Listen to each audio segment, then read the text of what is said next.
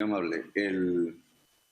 Teniendo aquí al fiscal y al procurador y escuchando un tanto pues, la retórica de sus intervenciones, no puedo pasar la oportunidad para hablar de dos temas. En general, las figuras de contralorías, de fiscalía, de procuraduría, del Congreso de la República, de la prensa y de la sociedad son las únicas que hoy pueden controlar el gobierno. Teniendo el gobierno, lo acabamos de escuchar, facultades excepcionales que le permiten legislar, es decir, dejar sin oficio el Congreso de la República y estrechar el poder a una sola persona. No por algo en el mundo casi todos los gobernantes han subido su imagen, porque las sociedades ante el miedo del virus tratan como una salida de defensa de confiar en sus gobiernos y subordinarse a ellos, perdiéndose mucho el espíritu de la democracia en medio del virus. El tema de la cárcel. No se puede tener al fiscal general ante el Congreso de la República, ante el Senado, sin hablar de lo que está sucediendo en la cárcel. Este virus en Colombia comenzó con una masacre. La masacre de la cárcel Modelo, 24 muertos en manos del Estado. No fue en manos de los paramilitares, ni de los grupos narcotraficantes, ni de la guerrilla. Tenemos una masacre en manos del Estado con autorías de funcionarios públicos. ¿Dónde está la investigación de ese tema? Que debió tener una información rápida y cabal de la Fiscalía, ya que no lo ha tenido en la mayoría de los casos de muerte de dirigentes sociales o de Odebrecht, o del robo de las elecciones a partir del fraude electoral en el Caribe colombiano y otras regiones del país. No hay una sola información cuando han muerto 24 ciudadanos de Colombia, seres humanos, cualquiera que haya sido su delito o su estado jurídico, en manos del Estado. Y inició esa masacre, con esa masacre, una política hacia la cárcel que es hoy prácticamente una especie de conversión de la justicia en un aparato de venganza de la sociedad o del Estado. No solamente en la masacre. Dijo la Comisión Primera en un momento muy oportuno ante la ministra de Justicia que era necesario, era necesarísimo una especie de excarcelación bajo la figura, se dijo allí, de la prisión domiciliaria, dado el virus y lo que podría ocasionar el virus en las congregaciones altamente agregadas de la cárcel. No pasó nada. Un decreto que solo ha sacado 200 personas de más de 150,000. Hemos condenado a la población carcelaria. El Estado lo ha hecho a una especie de pena de muerte para los más viejos. La ha condenado a la enfermedad, como nos lo demuestra fehacientemente la cárcel de Villavicencio. Una vez aparecido el virus en la cárcel de Villavicencio, lo que hicieron fue trasladar presos a otras cárceles. ¿Qué está haciendo el Estado frente a la cárcel en medio de la pandemia?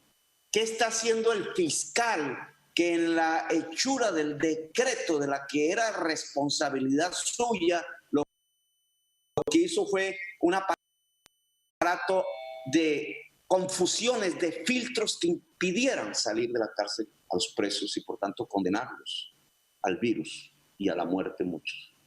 Ese es un tema que el Senado tiene que debatir en esta sesión. Nosotros, la Comisión Primera expidió una proposición que le pide al gobierno nacional la prisión domiciliaria para la inmensa mayoría de los presos de Colombia, para salvarlos de la muerte de una enfermedad grave y para salvar la sociedad, porque se enferma el preso, se enferma el guardián, y ya lo vimos en Villavicencio, la esposa del guardián, que era enfermera, jovencísima, muere. Y así en todas las regiones de Colombia. Esa es la política carcelaria de la actual Fiscalía.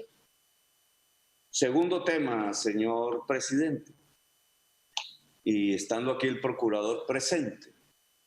Claro que la Procuraduría debería traernos una radiografía concreta de qué está pasando con los recursos que no llegan a la red hospitalaria, con el procedimiento de compra con intermediarios colombianos de respiradores que son tan esenciales que no ha llegado uno solo al país.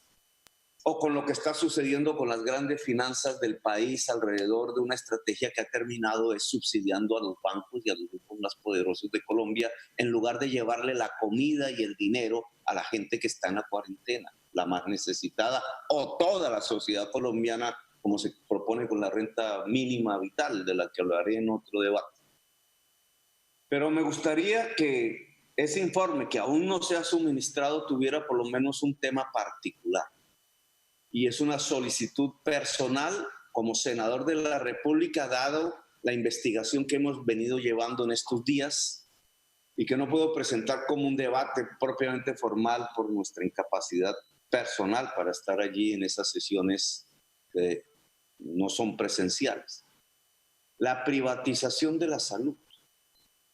¿Cómo en medio de la pandemia aún hay procesos de privatización de bienes comunes y públicos? Y me refiero estrictamente al caso del Hospital San Juan de Dios, que desde el 98 venimos luchando por su apertura. Como alcalde de la ciudad de Bogotá lo compré al departamento de Cundinamarca, solventando cualquier cantidad de trabas que me pusieron para que lo pudiera hacer, con unas inversiones que hicimos por cuantía de cerca de 28.000 millones de pesos para que una parte del edificio central que no necesita de reforzamiento estructural pudiera tener una central de urgencias con 40 unidades de cuidados intensivos y salas de cirugías que hoy son absolutamente necesarias en medio de la pandemia. Y lo que hoy tenemos es que, observando la historia reciente, ese hospital va a ser demolido en su edificio central y privatizado a través de una empresa corrupta en España, acusado de pago de comisiones a grupos políticos en la ciudad de Madrid, la firma Copasa. Resulta que la ley que expidió el Congreso de la República hace mucho tiempo, resulta que varias de esas leyes protegen el Hospital San Juan de Dios como un patrimonio histórico, como símbolo de la salud en Colombia. Sucede que numerosas sentencias del Consejo de Estado, Corte Constitucional y la última del 2018 del Tribunal Administrativo de Cundinamarca ordenan reabrirlo, restaurarlo, ponerlo por fuera de la ley 100, dice la última sentencia, al servicio de los pobres como un hospital universitario. Que el plan de manejo especial del PEM que se hizo para el San Juan de Dios, firmada por la ministra de Cultura, dice que el edificio central que se empieza a demoler debe tener una protección patrimonial en el título de conservación contextual. Que leído qué significa la conservación contextual, resulta que es darle primeros auxilios, restaurar y apenas demoler cosas parciales que ya no se puedan mantener, no la demolición total.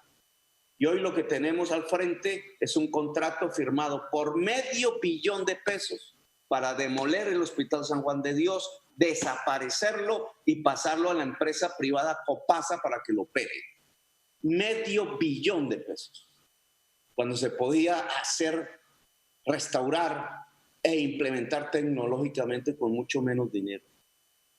Le pido al procurador general que haga un cuerpo allí investigativo de lo que ha pasado con esta joya de la salud de América, porque es el primer hospital de América creado por cédula real.